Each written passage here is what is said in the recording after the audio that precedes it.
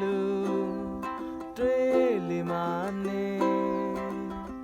တေခင်တော့အေးချမ်းသွားပြစေ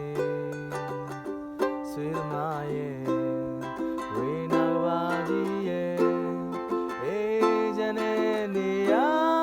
မော်ရန်သွားမယ်ဒီကဘာကြီးရဲ့နောက်ကကွယ်ဝေဒနာလူခြေတန်းနာဆစ်လိုက်ခဲ့တယ်မေရဲ့